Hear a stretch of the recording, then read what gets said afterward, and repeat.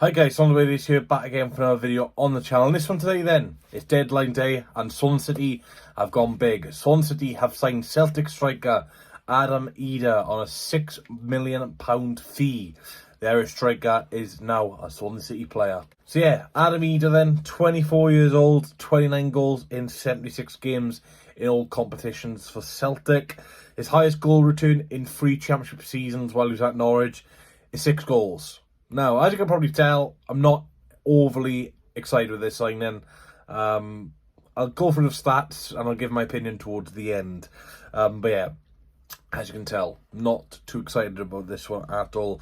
During his loan spell at Celtic originally, where he was on loan from Norwich, he scored the winning goal in the 2024 Scottish Cup final against Rangers. So not a bad goal to score against a very good team, especially in a cup final against your rivals, to help you win that trophy. He was also vital in Celtic's last 2 Champions League games in the group stage to help them qualify out of the group phase and into trying to get into the knockouts, where they did lose to Bayern Munich. He did get an assist in a 1-0 win against Young Boys and also did get a brace at Villa Park in a 4-2 defeat, which, funny enough, I was actually watching that game, and yeah, Villa were 2-0 up and I just got 2 goals in a couple of minutes to make it 2-0, which was very impressive for him. Now, Idah has made 32 appearances for Ireland, scoring 5 goals, so has got a few goals for his country as well. Now, the rumours are that it's a £6 million fee up front with £1 million in add-ons. Now, Swansea haven't spent this sort of money since we've been back down to the Championship. I think our highest money up front was probably Burst and Selena. Obviously, Zidane and Nusa has the potential to be a bit more than that, but obviously the money up front is a lot less than what Selena was. So, yeah, obviously something has changed this transfer window. Obviously, we all know the sort of introduction Snoop Dogg's made and Luka Modric in terms of, you know, worldwide global thing. So obviously in terms of shirt sales and stuff, we'll probably have a bigger boost than last season and probably better global revenue as well. So obviously it does help when you get bigger investors into the club and people who everybody knows. So it does help you get some better transfers like this. But, you know, for £6 million, you'd think, you know, Idah would be some world-class footballer, but I just don't think that's going to happen. Now, there were very big rumours that Swans are going to pay a bit more money than this, but that just turned out to be a load of rubbish.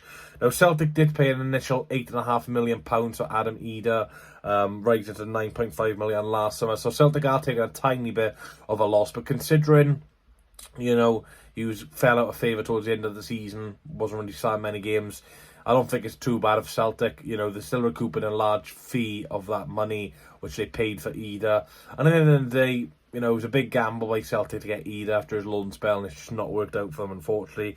Now, he is set to become Swansea's 10th summer signing, which is just ridiculous. You know, Swans have done very good business so far this summer. I'll just say as there is, though. You know, I wasn't overly impressed with the Ricardo Santos signing, and that's turned out to be quite truthful in the end. You know, still yet to make a senior appearance for Swansea as he got injured in a friendly. And I've got to be honest, I'm not overly keen on this signing. Now, Idah, look, he can score goals. Scored 13 in the league last season for Celtic. Now, for me, with Celtic, we've got the best resources in Scotland, the most money, arguably the best manager, best stadium, best players, will create the most chances. To only score 13 league goals in games, you know, I don't think it's a great return. Obviously, he did score 20 in all competition out of 53, which is, again, not bad. But considering, you know, the resources and the amount of chances Idah would probably have, due just the Celtics, you know, capability going forward, I just don't think it's that great of a return, if I'm totally honest. Now, Rodgers was reluctant to sell the Irish international. He was coming from Kazakhstan on Wednesday, where they did lose in the Champions League. Came all the way to Swansea on Friday. Was doing his medical at Swansea on Friday before Rodgers phoned him and said, "You're going to have to return to Celtic. We haven't got a replacement for you." So obviously, Idah has to follow his club's orders. He's contracted to Celtic, not Swansea. So he makes his way back up to Celtic. Day and a half later, travels back down to Swansea after not being in the squad in the Old Firm derby. And yeah, the second part of his medical is all done. Now, this was dragging on a little bit. Obviously, it's a big domino effect with this one. You know, Idah to Swansea, they're going to get a Danish striker from Anderlecht, then they're going to get a replacement for him. And then Swans maybe going for Podnik leave at the moment. He's still staying.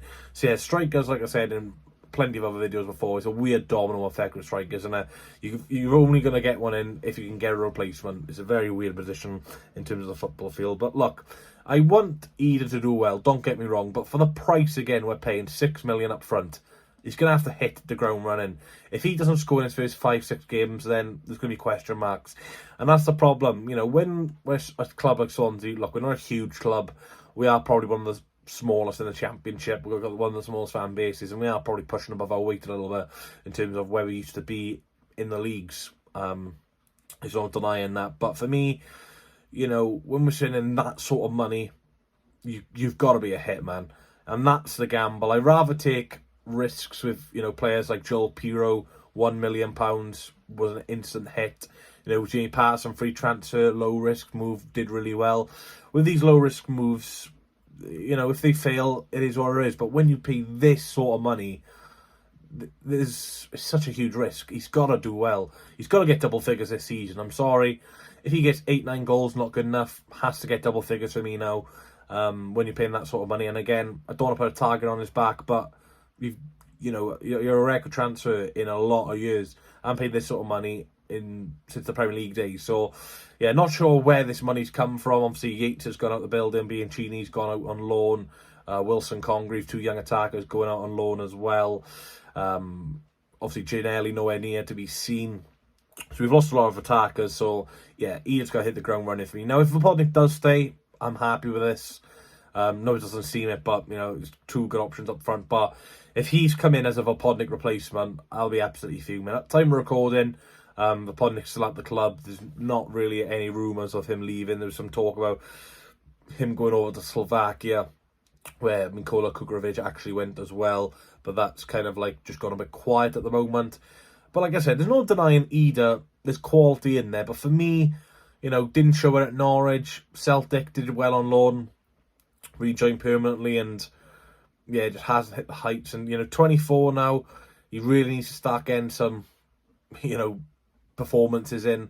And like I said, I know I've said it multiple times, but it's a big, big price tag. And yeah, for me, I'm not a fan of this deal. Obviously, Sheehan being Irish, the assistant manager, Darren O'Dea, coming from Celtic in the summer, both of them have probably had a big, you know, say in this signing for me.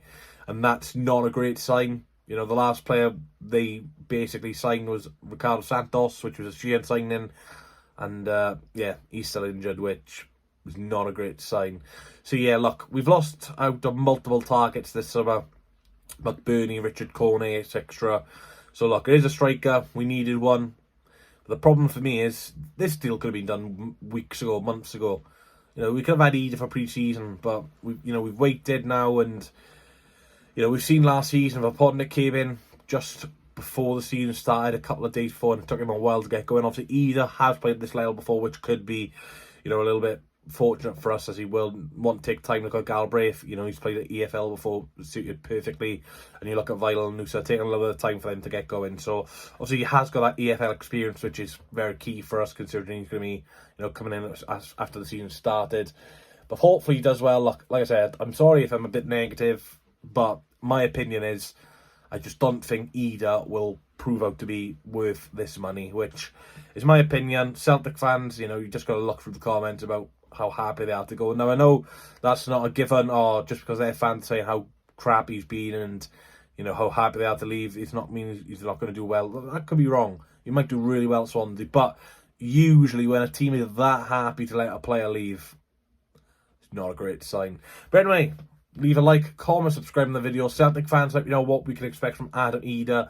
If I've not commented, if I've not said anything about the signing, like I said, look, I wish Adam Idah all the best. I hope he does well. Hopefully he proves me wrong. And for example, if he proves me wrong, I'll just come out and say as it is, fair play. I didn't want Jamie Patterson at Swansea. I didn't think it was a great signing. He proved out to be a pretty decent signing, and he showed me up to be an idiot. I'll be more than happy to be an idiot than correct in this one. Hopefully Idah does well for that money. £6 million with 1 million add-ons. Adam Idah, there's a lot of expectation on your back, son. Come on. Hopefully he does well. Thanks for watching. Leave a like, comment, subscribe. And Adam Idah has become a new Swansea City player, signing from Celtic for £6 million with 1 million add-ons. Let me know, Swans fans, what you think of this transfer. Welcome to Swansea City, Adam Idah. one more chance. Oh, baby, let me show you. I need a one more chance.